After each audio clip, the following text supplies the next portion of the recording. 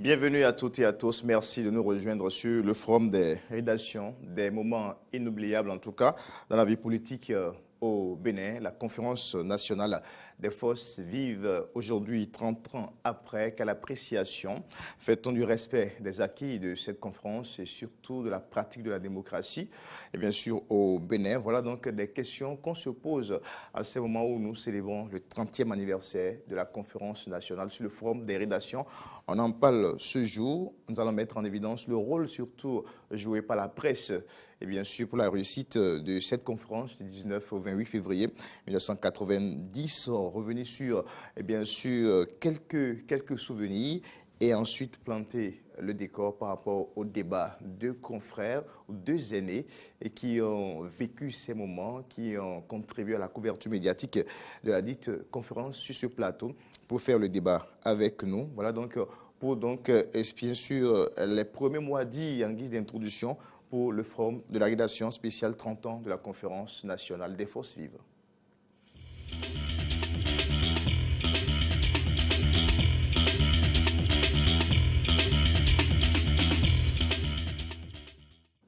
Oui, des années qui nous ont d'ailleurs inspirés, bien sûr, à venir dans ce métier-là. On était encore très jeunes quand on suivait la télévision nationale, le journal sur la télévision nationale avec, bien sûr, Gérard Migan et beaucoup d'autres noms. Il est sur ce plateau avec nous ce matin pour nous aider à mieux comprendre, à revivre un peu les moments forts de la conférence et surtout parler de la presse en ce moment-là. Il est avec nous, Gérard Migan. Bonjour. Bonjour Corneille, comment allez-vous? Super, très bien. Merci d'avoir donc accepté notre invitation. Merci beaucoup. Merci. Et puis en face de lui également, un autre nom connu bien sûr à la télévision nationale. Ils sont aujourd'hui à la retraite, mais ils contribuent beaucoup à la formation, à la formateur aujourd'hui pour la presse béninoise. Constant Bédinoukou, bonjour. Bonjour cher ami. Merci d'avoir accepté notre invitation également. Merci aussi. Alors, quand on évoque la conférence nationale, bien sûr, des forces vives en 90, quand on évoque cette conférence, aujourd'hui, 30 ans après, la jeunesse se pose beaucoup de questions. La démocratie a évolué comment sur les 30 ans? Mais nous allons nous replonger un peu dans l'histoire. Constant Bédinoukou, avant tout, la presse était comment avant la conférence? Quelle était un peu, est-ce qu'il y avait véritablement une certaine liberté? Comment la presse fonctionnait en ce moment-là, avant la conférence? Et qu'est-ce qui a été l'élément déclencheur? Et comment la presse en ce moment-là, et bien sûr, traitait les événements? Merci beaucoup, Corneille. Merci aussi à nos amis téléspectateurs. Avant la conférence nationale, il faut dire qu'il n'y avait pas de liberté de presse. Vous savez, on était dans un régime unique. C'était le parti-État, le PAPB, qui dirigeait tout. C'est vrai qu'il y avait quelques journaux. Il y avait déjà la Gazette du Golfe qui a démarré. Il y a la Croix du Bénin qui était là. Il y a aussi Tam Tam Express. Je crois que c'était ces journaux. Il y a aussi un autre journal que dirigeait notre, excusez-moi, notre feu douanier Diagoué. Léon Kouessan-Diagoué. Kouessan-Diagoué. Voilà. J'ai oublié le nom, quelque chose d'Afrique. Éco Magazine. Oui, Éco d'Afrique et aussi un autre journal. Éco d'Afrique était un hebdo et un autre journal qui était un mensuel. Absolument. Donc il n'y avait pas de liberté. Le seul journal qui faisait un peu et qui sortait du lot, c'est la Croix du Bénin. C'est un hebdomadaire catholique. Sinon, la seule radio véritablement qui existait, c'est la radio ORTB et puis la télévision nationale. Nous n'étions pas libres. Nous avons cru d'abord à la Révolution. Et on travaillait, on pensait que la Révolution allait aider le Bénin à se développer. Et progressivement, nous avons compris que nous ne pouvions plus continuer à être régentés de cette manière. Et les collègues, dont Gérard Migan, on a commencé par s'entendre pour dire, nous devions continuer comme ça. Nous avons fait des écoles, nous avons appris le métier, mais nous ne l'exerçons pas par rapport aux règles déontologiques. Donc, déjà à partir de 1988, les choses ont commencé par changer dans le pays. La crise économique était aiguë. Le seul parti véritablement qui était organisé contre le PAPB, c'était le PCD, Parti communiste du Dahomey, qui est devenu Parti communiste du Bénin. C'est vrai qu'il y avait des militants très actifs, Vous savez que dans le temps, on entendait une certaine Thérèse Ouaoua. Il y avait aussi M. Fatonji, Feu Fatonji, qui était le président du PCB. Ces gens-là étaient organisés. Comité d'action, comité de lutte. Ils étaient très mobilisés sur le terrain pour contrer le PRPB. Et début 89, les étudiants ont démarré. Déjà au campus, il y avait des grèves perlées. Ensuite, ce sont les jeunes. Et les enseignants aussi ont pris le pas. Et nous avons compris que nous ne devions plus continuer comme nous le faisions. Et les deux rédactions, rédaction Télévision Nationale, rédaction Radio Nationale, on a commencé par s'entendre. On se voyait, on disait comment il faut faire, nous ne pouvons pas continuer comme ça. Et Francis Oussou, André-Marie Johnson, Vincent Dacier, Philippe Noussek, on était nombreux. Hein, Gérard Migan, Justin Migan, on a commencé par s'entendre pour dire, devions-nous continuer à servir notre pays comme nous le faisons? Quand les étudiants sont en grève, les professeurs sont en grève, que beaucoup de l'administration sont aussi en grève, nous avons dit, nous allons provoquer une petite grève. 48 heures de grève d'avertissement. Les autorités de la maison ont commencé par entendre cela, ça courait à gauche, à droite, on a dit, ah non, c'est pas bon. Si l'ORTB fait cela, c'est grave. Les responsables ont raison. Ça veut dire qu'ils ne contrôlent pas la troupe. Même le syndicat de la maison, Centrave, était un peu mis de côté. Et nous avons exigé que nous ferions cette grève. Le président Kékou l'a appris. Et il dit, attention, si l'ORTB rentre dans ce mouvement, c'est grave. Puisque jusque-là, le parti comptait encore sur l'ORTB pour mieux le servir. Et le président a demandé à nous rencontrer. Je me rappelle comme si c'était hier, je me rappelle bien que c'est un jeudi qu'il est venu. Il est venu vers 10h avec toute sa troupe, une grande rencontre, on a échangé, et c'est vers 17h qu'on intervenait. Et au finish, nous avons dit non, Monsieur le Président, il nous a rassuré, non, la crise est mondiale, nous allons nous battre, vous aurez un peu de moyens, on va rétablir les choses. Alors qu'en ce moment, nous avons déjà 6 à 7 mois d'arriérés de salaire. Il dit, Président, mais comment nous allons vivre? Nous avons des épouses, nous avons des enfants. Et vous voulez que nous continuions à vous espérer? Quand il est parti, nous avons dit, nous maintenons le moment de grève. Ça lui a fait très mal quand il a appris cela. C'est vrai, les autorités aussi de la maison disaient, mais c'est pas sérieux, le président s'est déplacé pour vous. Il vous a dit qu'il va régler les problèmes. Quel problème on règle? Pardonnez, et nous n'avons pas les salaires. 6 mois, 7 mois d'arrière. Nous avons fait cette grève. C'était un vrai détonateur. Ça nous a donné plus de confiance. Pour dire aujourd'hui, nous pouvons servir notre pays. C'est arrivé en 89 ou en C'était en 89. En 89. C'était en juin 89, je crois bien. Juin 89. Alors, en entendant de revenir à vous, Gérard Migan, est-ce que pendant cette période-là, il n'y a pas eu de pression, de pression ou des menaces Ben oui, Constant Bénincon l'a dit, le président, en arrivant dans la grande maison de l'ORTB, je crois que c'était une forme de pression qu'il voulait exercer, visiblement. Donc, il a passé son message, nous l'avons écouté, mais nous avons dit, mais non, il faut continuer le mouvement. Parce qu'il y a un grand vent qui soufflait aussi, le vent des pays de l'Est. Vous savez, ça s'amorçait tout doucement, hein, avec l'arrivée au pouvoir de Mikhaïl Gorbatchev en Union soviétique, déjà qui prônait donc la perestroïka et la glasnost, et puis cumulé bien sûr avec la crise au niveau de l'État, la déliquescence de l'État, parce qu'on n'arrivait plus à payer les salaires. Quand ça a dit 6 à 7 mois d'impayés de salaire, la crise était partout, donc dans le pays. Les syndicats, grâce justement au mouvement du Parti communiste du Dahomey, donc, ont pris beaucoup d'envergure dans ce combat et le gouvernement donc, du PRPB était fragilisé. Donc il y avait les pressions donc, que le gouvernement portait sur la presse, les pressions que les syndicats et le Parti communiste du Dahomey portaient donc sur le gouvernement. Vous voyez, des pressions de part et d'autre. Alors, donc, c'était un nouveau tournant qui s'amorçait tout doucement. Mais comment avez-vous surmonté ce moment-là Parce que des pressions venant des syndicats, des travailleurs, et puis des pressions venant également du gouvernement, vous êtes retrouvé dans les taux. Bien sûr. Comment la presse a... Moi, j'étais rédacteur en chef adjoint à la télévision. Donc, alors, nous avons décidé, donc, la rédaction siégeait régulièrement, donc, pour prendre un peu le sens du courant, hein, le sens des événements. Alors, il fallait donc se conformer à ce vent nouveau. On allait chercher donc des personnages politiques, syndicaux, des gens d'opinion libre qui venaient donc se faire interviewer pour dire attention, ça ne va pas, le gouvernement doit faire cet effort d'aller dans le sens de l'histoire, dans le sens du changement. Et c'est cela. Donc, nous étions confortés par ce vent nouveau et qui nous portait.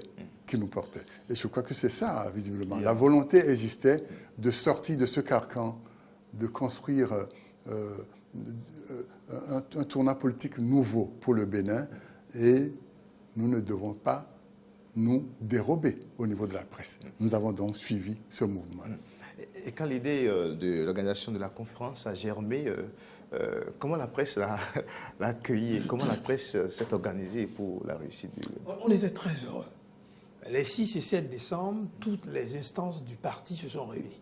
Conseil exécutif national. 89.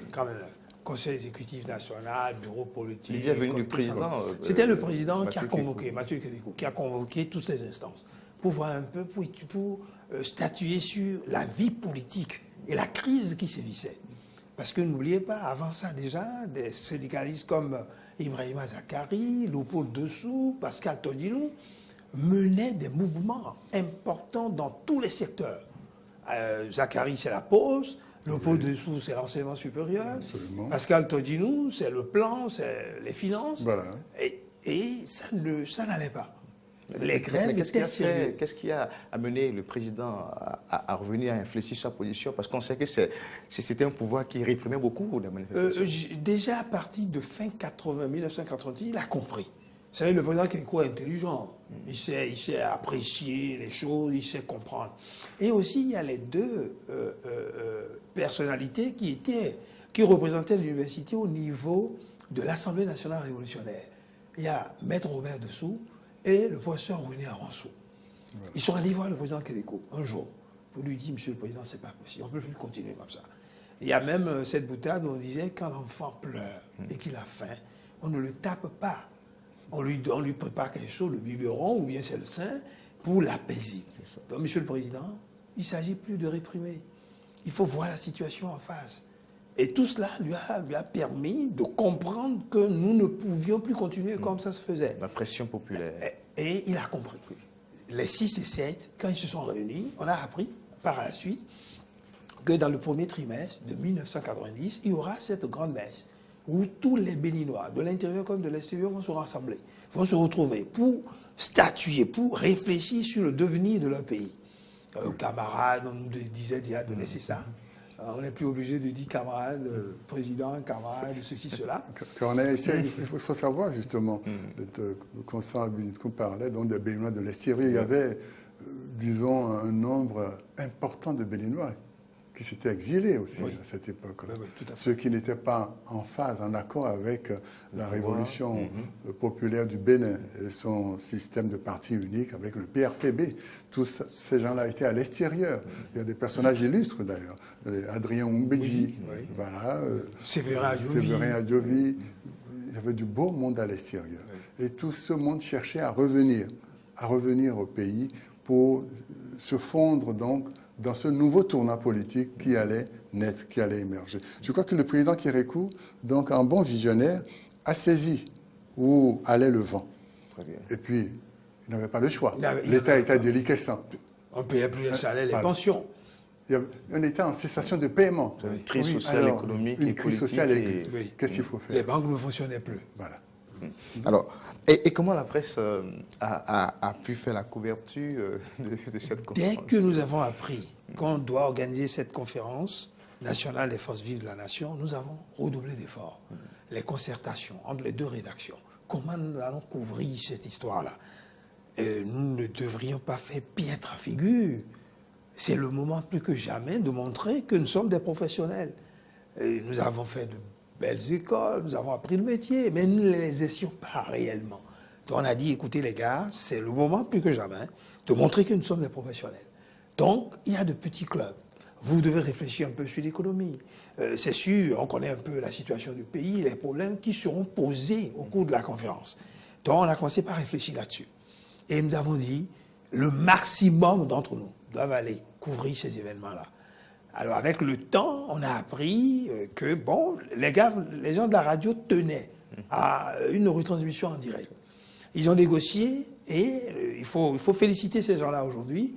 Le président Robert Dessous, qui était entre-temps le président du comité préparatoire de la conférence, et nous avons notre ministre de la communication, Ousmane Batoko. C'est vrai que nous échangeons beaucoup avec eux et ils nous ont dit on va voir. C'est vrai, à un moment donné, ils ont compris que la meilleure manière, c'est d'admettre la retransmission en direct. Mais ils ne voulaient pas, ils ont peur de la télévision. Vous savez, c'est l'image, elle est sensible. Ils ont accepté pour la radio. C'était déjà bien. En fin de compte, quand nous sommes venus, on a dit, bon, ils ont coupé la poire en deux, ils veulent que ce soit la radio qui fasse le direct, nous ne pouvons pas. Ils ont dit, il n'y a pas de moyens, il n'y a pas de faisceau. Nous qui étions à la maison, nous savions que ce n'est pas vrai, qu'on avait tout et qu'on pouvait le faire. Mais ils avaient peur des dérapages. Ce n'était pas toujours dans l'intention de perdre le pouvoir qu'il y avait cette conférence nationale. On voulait apaiser les gens, revenir à de meilleurs sentiments, trouver une solution pour continuer. Faire un peu de replâtrage, voilà c'est ça. Contenter des gens, des forces vives. Mais c'est oublier les syndicalistes et la plupart des délégués qui étaient à la conférence, parce qu'à la veille de la conférence, comme il fallait trouver des mouvements pour se faire représenter, on a créé ce qu'on appelle les sensibilités politiques. Il y a plein de mouvements. Plus de 500 sensibilités. Tout à fait. Plus de 500. Et les gens ont dit, nous devons aller à la conférence. Il faut féliciter le comité préparatoire. C'était pas facile. On a vécu des moments difficiles. Mais puisque vous le disiez il y a un instant, que la presse n'était pas vraiment libre, est-ce que pendant justement la couverture de la conférence, est-ce que vous étiez, est-ce que vous étiez obligé forcément de dire ce que l'autorité voulait? Non, en fait, c'était un débat. Donc, puisque la conférence, c'est un grand moment de débat politique, de dialogue. Donc, ça signifie que chacun venait avec ses idées. Donc, si nous, on va avec quelqu'un qui a des idées contre le système qui est en place, il va exprimer ses idées et les approches de solutions qu'il a. Donc, par conséquent, c'est ce qu'on faisait. Le débat était contradictoire. Donc, du côté du pouvoir, ils avaient donc leur ligne directrice. Bon, voilà, on va faire des réformes, mais ça n'empêche pas que nous restions, que le pouvoir demeure. On peut essayer de faire du replâtrage, mais vous n'allez pas faire tomber ce pouvoir. Et vous savez bien, vous avez écouté, le président qui a recours lui-même, c'est clair. Il dit, vous pouvez me destituer, mais ne me dites pas démission. Oui, voilà. Donc, à la limite, je resterai là, mais nous allons faire des réaménagements. Quelques réformes. Voilà, quelques réformes pour contenter donc le plus grand nombre, pour contenter ceux qui veulent qu'il y ait des changements. Mais le changement ne sera pas radical. Alors, la presse est bien obligée de conforter, de faire cet équilibre-là, aller chercher l'information de ceux qui sont venus de l'extérieur et qui veulent des changements profonds, ceux qui sont à l'intérieur, qui sont du pouvoir en place et qui veulent donc rester là, mais faire du replâtrage. Alors c'est le grand débat. Là, c'était juste pour évoquer quelques souvenirs. Maintenant, on va rentrer dans le vrai débat. Alors, la conférence, c'est vrai qu'au départ, on ne s'y attendait pas, mais elle a réussi. Et Mathieu Kiekou a accepté les conclusions, les résolutions de cette conférence-là, qui étaient sereines. Alors, qu'est-ce qui a fait la réussite de la conférence? Vous qui étiez journaliste en ce moment et qui avez suivi de long en large le déroulement de la conférence, pourquoi cela? Qu'est-ce qui a contribué à la réussite? La première chose qui a poussé à la réussite, c'est la volonté inébranlable des délégués. Il faut le dire. Tout dès le début, ils se sont dit, qu'est-ce que nous sommes venus faire ici? Et qu'est-ce que les populations attendent de nous? ils ont compris que ce n'est pas pour arranger les choses avec les ténors du PAPB. On a vite compris. Parce que dès le début, nous nous sommes dit, nous journalistes, que nous n'allons pas faire pied de figure. Nous allons là-bas pour du professionnalisme. Monsieur Didier a quelque chose à dire, nous le laissons dire. Pierre vient dire quelque chose, nous le laissons dire. Et nous envoyons. Sur le direct, il n'y a pas de montage. Vous savez, c'est tout ce qui se dit qu'on balance. Bien sûr. Et nous faisions à la télévision ce qu'on appelle du faux direct. C'est peu de gens savaient. Parce que nous enregistrons tout et nous balançons aussi. Il n'y a pas de montage. Donc, c'est ce que vous entendez à la radio que vous viendrez entendre aussi à la télévision. Seulement, il y a un peu de décalage. Parce que nous enregistrons d'abord, et quand la cassette est terminée, nous envoyons à l'antenne pour continuer le reste. C'est vraiment, il faut être un peu dans le jeu pour savoir que ce n'est pas du direct. Mais les délégués étaient décidés à ne pas laisser cette chance qui leur a été offerte par le régime en place. C'est-à-dire tout faire pour que la conférence réussisse. Et à tout moment, ils s'entendaient. Alors on sentait qu'il y a un travail de fond qui se faisait entre eux. Et notre chance à nous, c'est que nous les côtoyions pour savoir ce qui se préparait. Des délégués venaient même nous dire, ah non, attention, vous allez voir, nous allons prendre telle décision. Il faut que vous le sachiez et supportez-nous. Nous disions, nous sommes là pour vous. Nous sommes là d'abord pour les populations. Et vous êtes les représentants des populations. Donc, il serait bon qu'on s'entende pour faire du bon travail. Et sincèrement, nous n'hésitons pas à laisser les gens parler. C'était la meilleure manière pour nous de jouer au professionnalisme. Et nous sommes aussi concernés. Nous sommes issus du peuple. Et depuis, nous n'avons pas de salaire. Nous avons des difficultés de survie. Et pourtant, nous venions au travail. À part les 48 heures de grève d'avertissement, nous n'avons jamais laissé tomber le boulot. Tous les jours, nous sommes là. Et la chance que nous avons aussi, nos responsables à la radio comme à la télévision ont compris qu'on ne pouvait plus négocier avec nous. Nous sommes décidés à ce que les choses changent. Donc, ils étaient là. Les matins, ils venaient, on se saluait seulement. Ils n'arrivaient même pas à me demander, bon, qu'est-ce que vous voulez faire pour la suite? Non. Ils n'avaient plus le contrôle de la situation. C'est nous qui avions le contrôle de la situation. On leur imposait donc la nouvelle ligne éditoriale. Exactement. Mais en dehors du sursaut patriotique, qu'est-ce qui se lisait entre les acteurs politiques en ce moment-là? Les acteurs politiques, ils voulaient tous que ça change. Ah, ils ne veulent plus être dirigés par le PAPB. C'est-à-dire le PAPB tenait à freiner la roue de l'histoire, mais les délégués, les plus de 400 délégués qui sont venus, 435, voilà, voulaient donc que le mouvement qui est en branle ne s'arrête plus. Et que ça continue. Ça continue. Donc c'était ça le combat. Alors il y avait les anciens présidents, vous savez, paix à leurs âmes, Hubert Maga, Justin Tom-Etienne, Romain Degbé, Émile Dernet Dissou, tous y étaient. Paul-Émile de Souza. Paul-Émile de Souza, vous savez, c'est quand même des hommes de conviction. Donc, nous les interrogions. Ils disaient, voilà, dans quel axe il faut aller, dans quelle ligne, dans quelle direction il faut partir. Et on les écoutait, on retransmettait tout ce qui se disait. Et nous avons eu une chance aussi. Oui. Monseigneur de Souza, qui a dirigé de main de maître. Les délégués, ils sont très intelligents. Ils ont très bien joué. Oui. Ils ont compris que la seule personnalité qui pouvait faire face à Kélékou pour l'amener à comprendre la nécessité d'accepter les choses, c'est un prélat. Ils ont compris.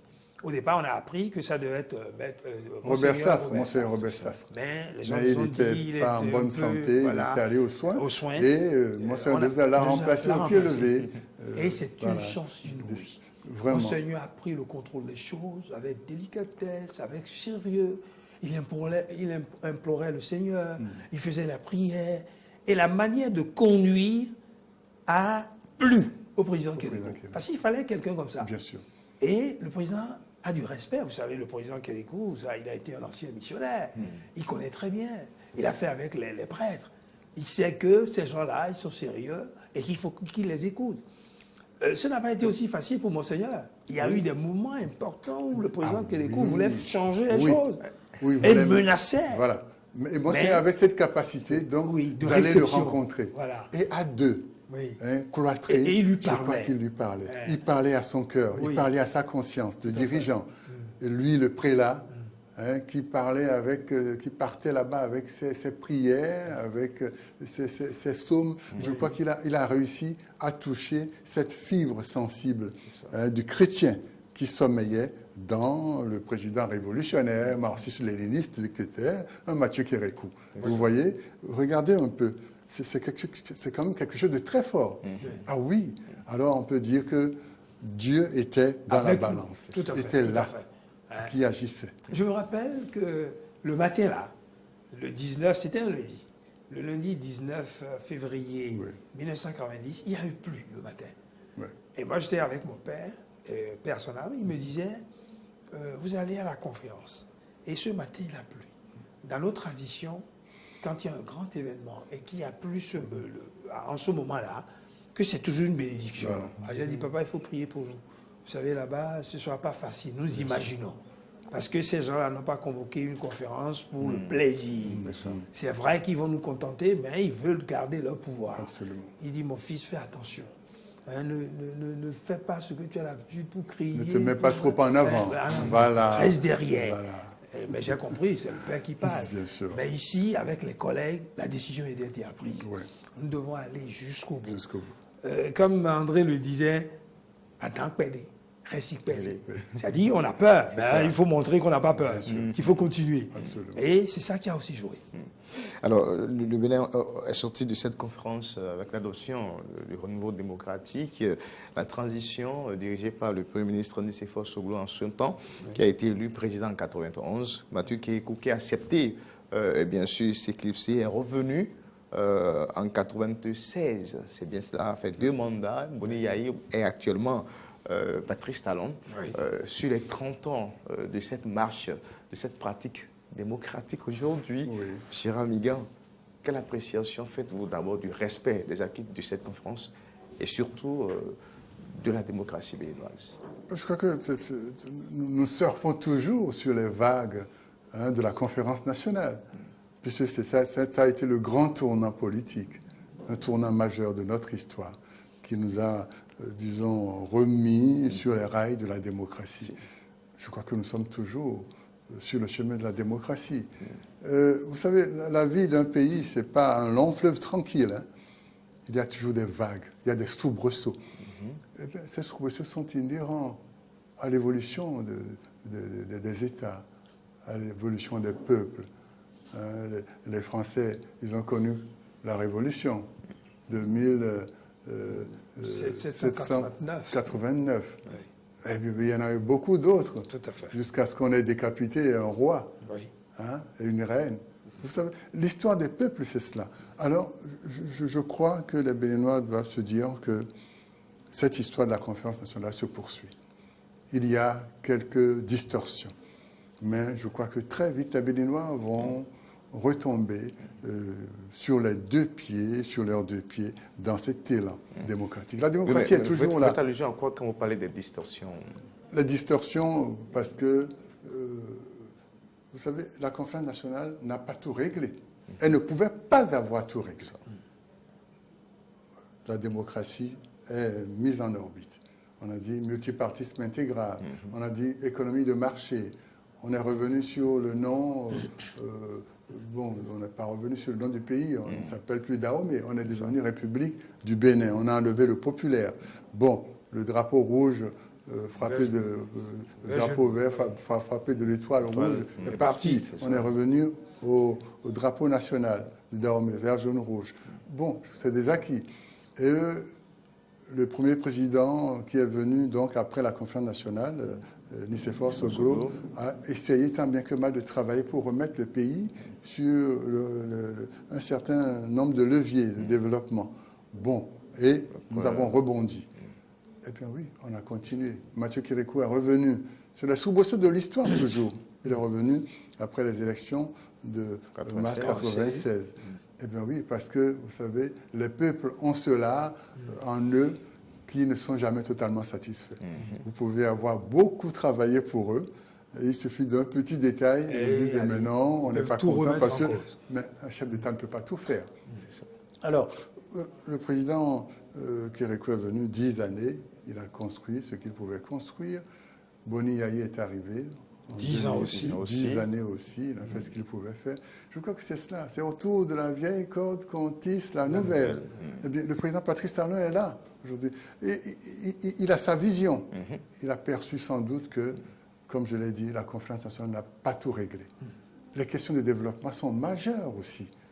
Alors, est-ce que nous allons continuer à surfer sur les vagues du multipartisme intégral où les partis politiques naissent à profusion, en grande quantité, et alors que justement, chacun devient donc comme... Chacun crée un parti comme pour dire, voilà... Je suis là. Je suis là. Il ne faut pas m'oublier. C'est mon fonds de commerce. Mais non, je crois qu'il faut des réglages. Et il faut dire que cette volonté du chef de l'État de régler, de normaliser de ce point de vue la naissance des partis politiques, de faire en sorte qu'un parti politique aujourd'hui ait une obédience carrément nationale, représentatif du nord au sud, de l'est à l'ouest, un parti d'envergure nationale. Je crois que c'est quand même une idée juste, une idée bonne. Mais ces réformes qui ont conduit, en train de revenir à vous, ces réformes qui ont conduit à des situations un peu chaotiques, on l'a vécu avec les dernières élections législatives, beaucoup de contestations, beaucoup de débats, beaucoup de contradictions, et puis des violences post-électorales aussi. On a aujourd'hui un Parlement où ne sont représentés que les deux partis qui sont allés aux élections. Les actions du chef non, j'aimerais insister sur ça, qui soutiennent les actions du chef de l'État. Et est-ce qu'aujourd'hui, ce ne sont pas des indices d'un recul démocratique? Jérémy Gall l'a bien dit. Une démocratie, ce n'est pas en ligne rectiligne. Ce n'est pas évident. Il y a des soubresauts. Il faut savoir les gérer. C'est vrai, nous n'avons jamais vu une élection où c'est seulement des partis proches du chef de l'État qui gagnent. C'est toujours, depuis 1990, plusieurs tendances qui se retrouvent à l'Assemblée. Exclusive. Oui. C'était bien cela. Tout à fait. Je crois que nous devons tirer le son de tout ça pour voir comment nous devons évoluer davantage.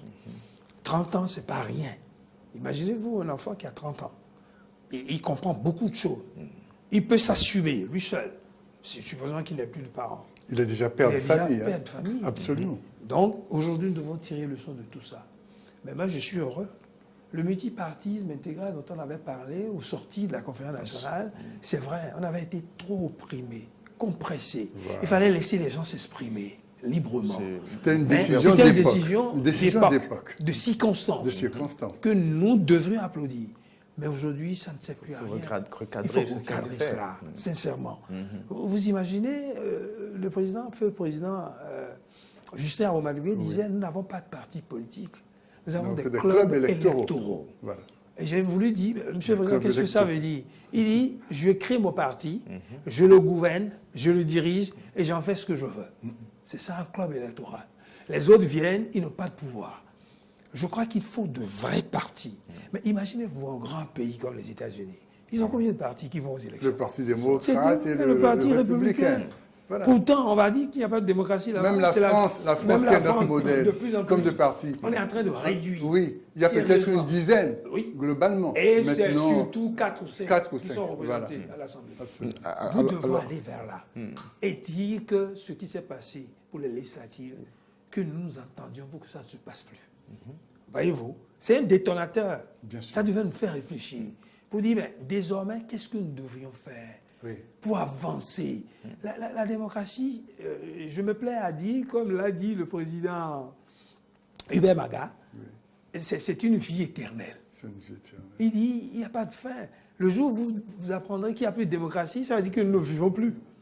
Mais tant que nous vivons, parce que c'est le choix le plus important pour nous. Il n'y a pas d'autre voie meilleure que la démocratie. C'est vrai que si nous faisons un peu de fixation sur les 4 dernières années, c'est qu'il y a eu plus de mouvements au plan politique. Je dois dire que tous les peuples sont conservateurs. Les peuples redoutent les changements radicaux. Ils n'aiment pas souvent. Oui.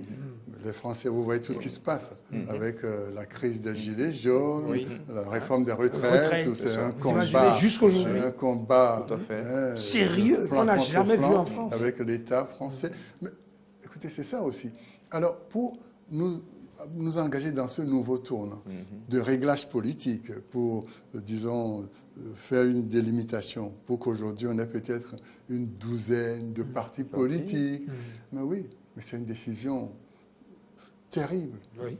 Alors, pour aborder ce grand tournant, je crois que le chef de l'État a compris que s'il ne met pas les pieds dans la fourmilière, Il n'aura rien de bon. alors, donc, le facteur déclencheur, c'est ça.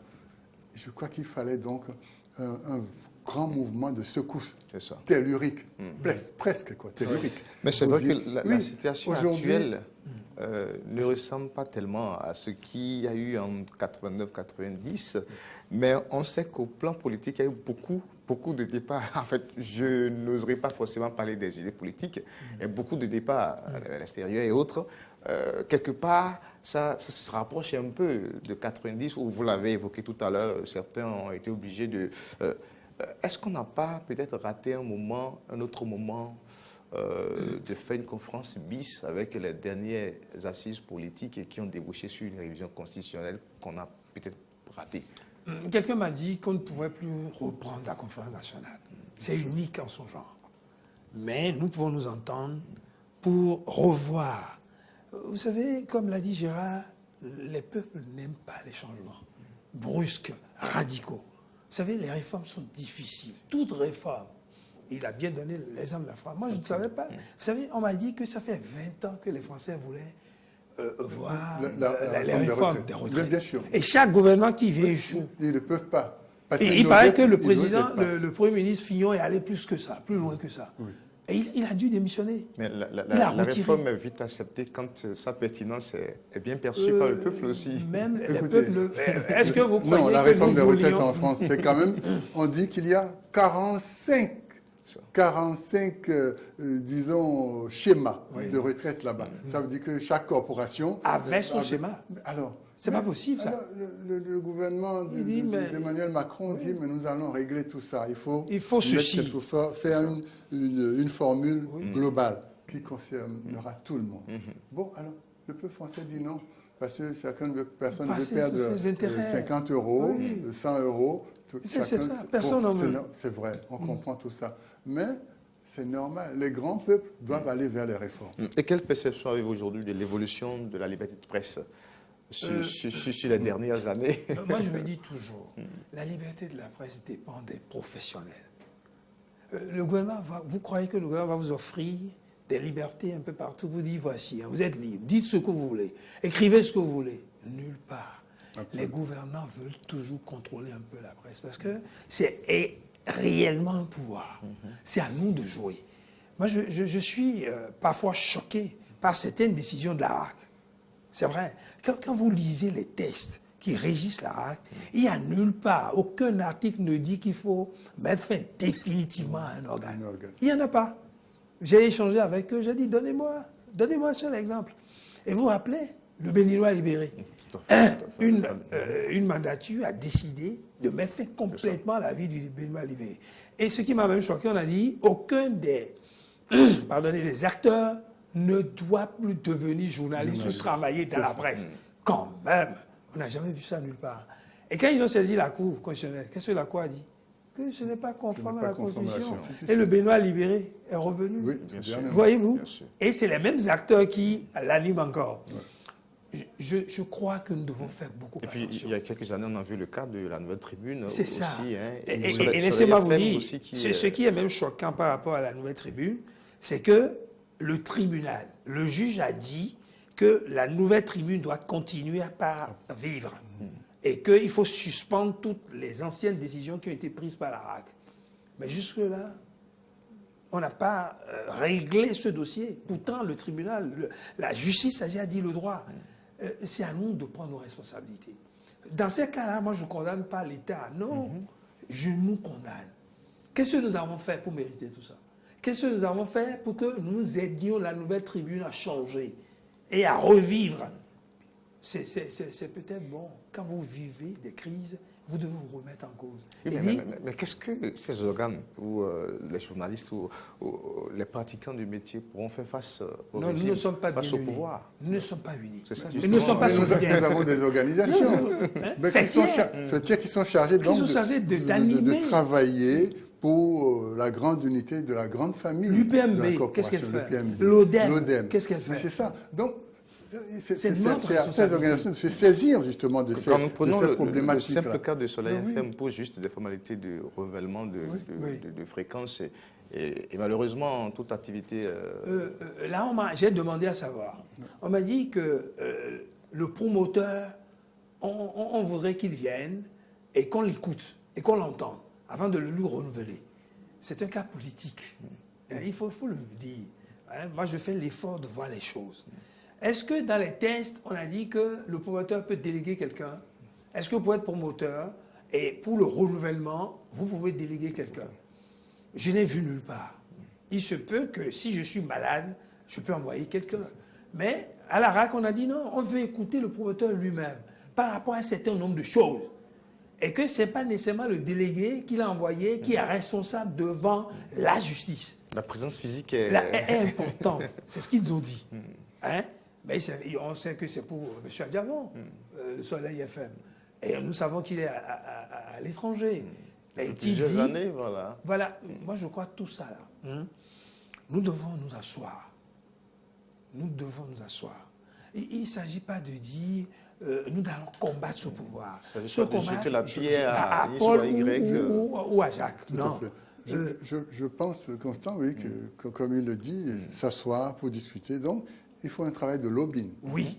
Il faut un travail de lobbying. Ces organisations fêtières doivent prendre ces genres de dossiers en main. Et puis, faire du travail en souterrain, en sous-marin. Oui. Voilà. Et avec la RAC, après avec qu'ils aient travaillé sur des jours, des semaines, on aura la remontée. Parce que quand, finalement, la RAC, à travers sa présidence et ses dirigeants, vont s'entendre, ils finiront par s'entendre sur un certain nombre de points. Pour dire, voilà, d'accord, nous acceptons. Et puis maintenant, on fera remonter ces solutions à la surface pour dire, nous avons essayé de régler la question de Radio Soleil. Et puis maintenant, voilà, avec la RAC, nous nous sommes entendus sur temps et temps. Je crois qu'il y a du travail à faire en sous-marin, en souterrain. Je crois que c'est ça qui manque certainement à ces organisations fêtières. Nous n'avons pas des responsables qui sont chargés du lobbying. On n'en a pas. Vous savez, au Sénégal, le médiateur est là, mais le médiateur ne peut pas faire tout ça. C'est des personnalités de la société civile qui prennent ces décisions-là. Au Sénégal, en Côte d'Ivoire, c'est ce qu'ils font. En dehors de ça, j'ai vu l'honorable Malé Rossou qui a déclaré qu'il est allé voir la RAC pour dire, les dirigeants de la RAC pour dire, le cas de la nouvelle tribune, il faut le régler. C'est pas bon que la justice prenne une décision et que ça traîne de cette manière. Voyez-vous, vous croyez que l'État va se lever facilement pour dire, mais c'est... quand moi j'ai échangé avec le directeur de publication de la Nouvelle Tribune, j'ai dit, mon frère, il y a une seule chose qui me gêne un peu de temps à autre. Vous ne pouvez pas publier tout le temps des articles qui s'attaquent tout le temps au gouvernement. Aucun gouvernement ne va l'accepter. Il faut être honnête quand nous nous voyons pour nous dire la vérité. Et ça gêne, parce que c'est à croire que le gouvernement ne fait plus rien de bon, que toutes les décisions qu'ils prennent sont de mauvaises décisions pour le pays. Il faut qu'on s'asseye. Et c'est ce que je propose. Oui, il faudrait même que la RAC accepte, avec les organisations fêtières, qu'on s'asseye, qu'il y ait un colloque, un séminaire, et qu'on échange. C'est aussi ça. Il ne faut pas que chacun se campe sur ses positions. C'est grâce à nous que la RAC vit. Tout comme aujourd'hui, il y a des organes qui sont dans les grâces du pouvoir et qui ne sont que... ils sont libres.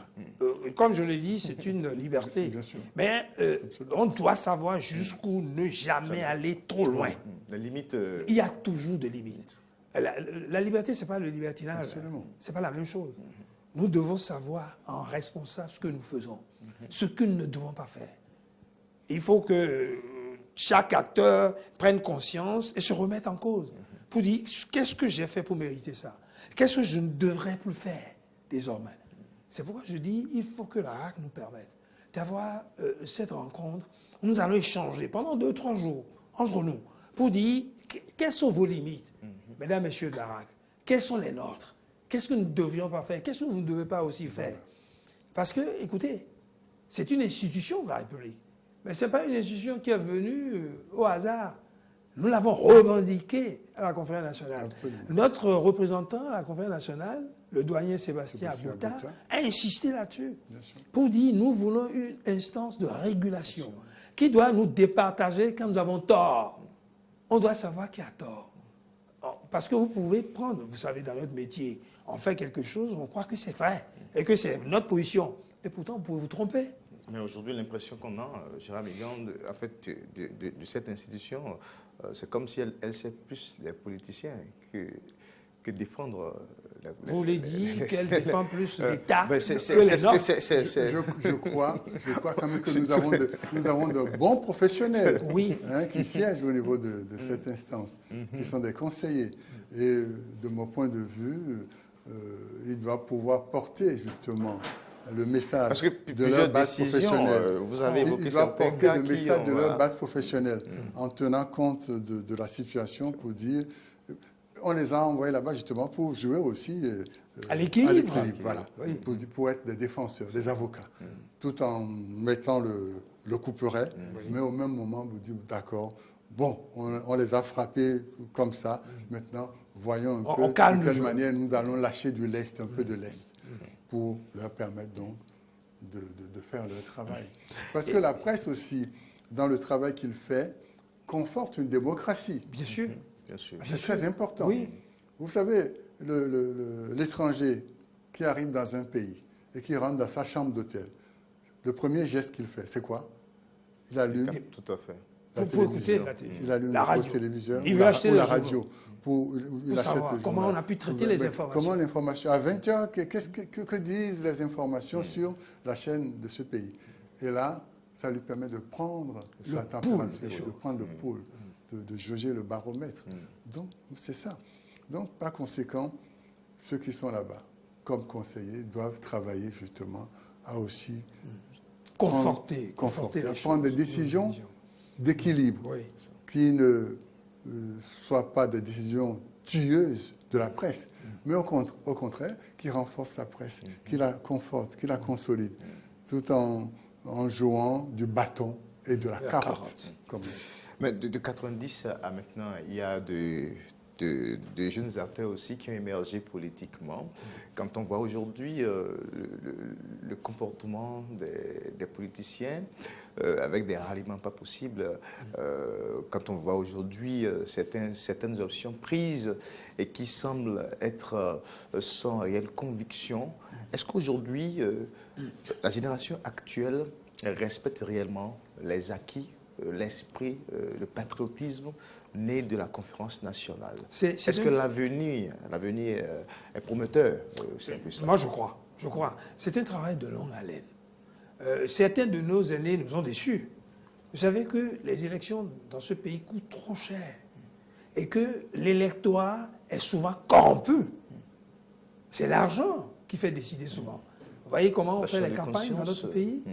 Aujourd'hui, je crois que ça a commencé par diminuer. Et moi, je suis heureux d'entendre le président Talon dire il ne faut pas que ce soit l'argent qui achète l'électorat. Ce n'est pas bon, je vous assure. Vous ne pouvez pas faire une campagne sans argent. Vous ne pouvez pas intéresser les autres aussi sans leur faire un peu de gestes. Mais il ne faut pas que ce soit l'argent qui soit déterminant. Sinon, c'est plus de la politique. Voyez-vous. Donc, nous avons tous intérêt, nous aussi, acteurs de la presse, à sensibiliser les gens sur ces modèles de démocratie que nous devons avoir. Il y a un pays que moi je félicite souvent. Et il paraît que pour les élections, on ne dépense pas et ce n'est pas la corruption. L'Afrique du Sud.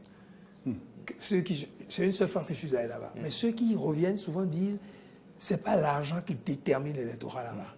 Les gens sont conscients de ce qu'ils doivent faire. Je crois que c'est parce que c'est la configuration du pays en lui-même. Oui. Mais c'est assez tranché. C'est ça. L'ANC la majorité noire, bon là, et pourtant, il y a toujours le parti des Blancs. Il y a le parti des Blancs. Oui. Donc, par conséquent, la vision est claire. L'idéologie est déjà tracé, consolidé depuis les combats qu'ont menés les Nelson Mandela, les Oliver Tambo et autres. Je crois que c'est cela. Donc, au Bénin, ce zèle patriotique et du nationalisme est là. Ils ont fait la guerre. Non, ils savent ce que c'est. C'est différent chez nous. Hein. Oui, vous savez, nous surfons un peu sur des vagues du régionalisme encore. Hein. Ah oui. On pense toujours au fils du terroir. On pense au fils du terroir.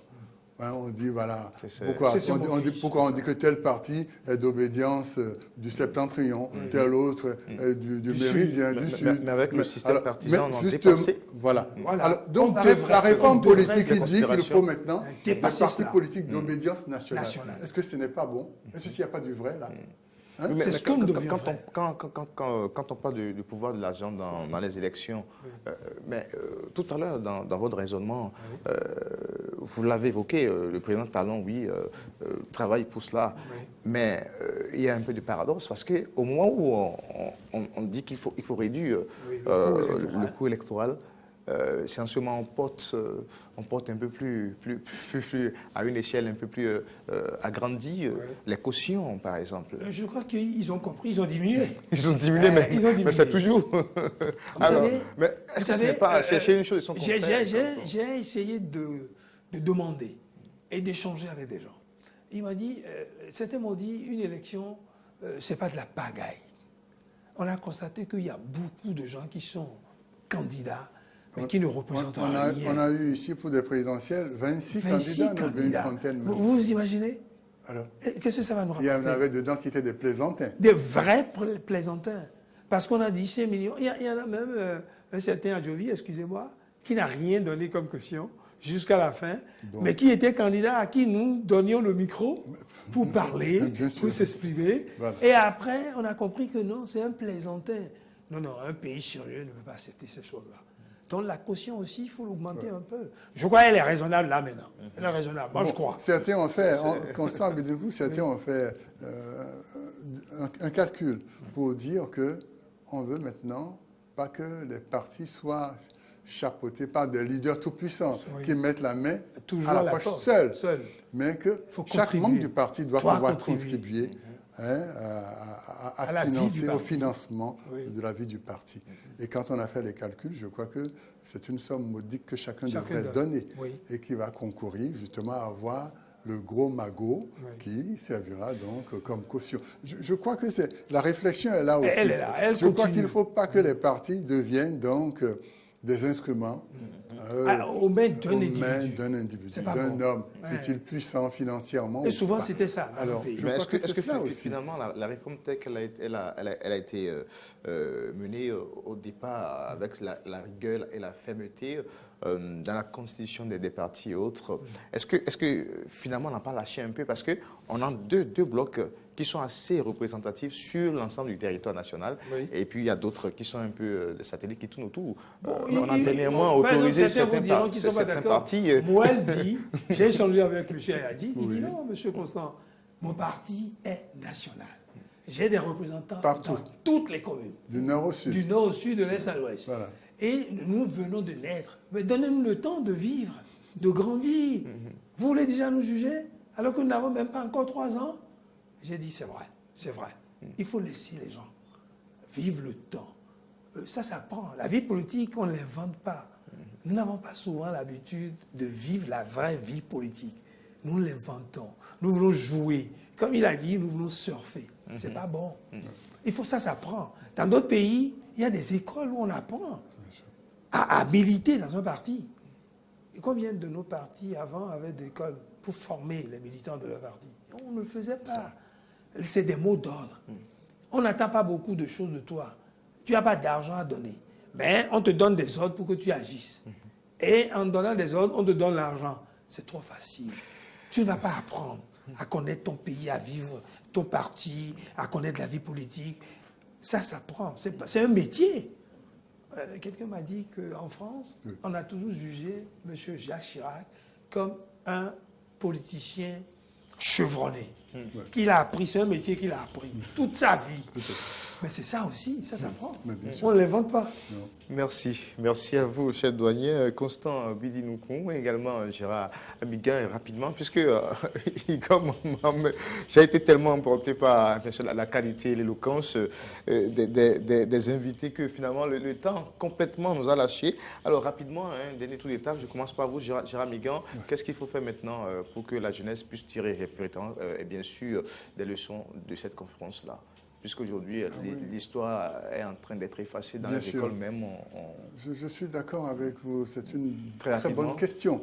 Vous savez, moi, je prends toujours, et Constant avec moi, l'exemple sur tout ce qui se passe dans les pays occidentaux. La France, chaque fois, pourquoi il y a cette manière de remonter à l'histoire? L'armistice du 18 juillet, on le rappelle. Oui.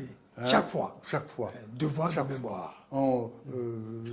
L'arrivée de De Gaulle à Paris, après à la fin de la libération. C'est des moments. C'est des moments importants. Je crois qu'il faut que nous célébrions justement, à travers un devoir de mémoire, ces grands moments de notre histoire. Alors, si nous ne célébrons pas, personne ne viendra célébrer pour nous. Merci. Et c'est cela qui fera en sorte que cette jeunesse majeure aujourd'hui, 30 ans, et qui, pour la plupart, peut-être ne savent pas grand-chose de la conférence nationale. Oui. Alors, il faut qu'il y ait des endroits symboliques pour leur apprendre ça, pour leur dire que cette rhétorique-là soit de façon permanente. Pour que l'histoire soit connue des plus jeunes. Aujourd'hui, demain. Et après-demain, plus loin, bien après nous encore. Dans 50 ans, dans 100 ans, il faut qu'on sache qu'il y a eu ce grand moment de l'histoire du Bénin et que des gens soient là parce qu'ils connaissent cette histoire. Ils l'ont apprise de leur père, qui eux aussi ont appris de leur père, de leur grand-père. L'évolution de la vie. Que le fil d'Ariane soit toujours là. Voilà, Constant Bidinoukou. Et moi, j'ai été heureux d'écouter parce qu'on se plaignait un peu. On dit, PLM Alédio est devenu quoi? Ce haut lieu de notre mémoire politique nouvelle. Et j'ai appris dans un entretien avec le président de la République tout récemment qu'on veut réhabiliter complètement. Que ça va être devenu non seulement une station balnéaire avec un grand hôtel, un musée, une bibliothèque. On aura tout. C'est ça. Parce que demain... Ajouter de la valeur à ce que nous avons ce symbole. C'est important. Et parce que moi, je m'évertue. Mes enfants ne connaissent pas grand-chose. Et je fais un effort pour leur expliquer. Mais je suis sûr que demain, quand il y aura un musée, où nous allons faire revivre les temps forts de la conférence nationale, où il y aura une bibliothèque où vous retrouvez les ouvrages, ou bien des copies de films, pour connaître comment notre pays a évolué. Parce que notre histoire est très vivante. Et c'est une longue histoire. Regardez, on nous appelait quartier latin de l'Afrique, mais quartier où on faisait régulièrement les coups d'État. Et il n'y en a plus. Mais il faut rappeler ça aux jeunes pour dire, mais à un moment donné, c'est vrai, nous avons perdu notre histoire et nous ne nous prenions pas au sérieux. Et tous les 2 ans, tous les 3 ans, il y avait un coup d'État. C'est pas bon. Mais c'est notre histoire, il ne faut pas la laisser. Merci le devoir de mémoire nous l'impose. Merci, c'est la fin de cette émission spéciale 30 ans de la conférence nationale. Gérard Amigan, Constant Bidinoukou étaient les 2 invités sur ce plateau du Forum des rédactions. Merci de l'avoir suivi. Au revoir et à très bientôt.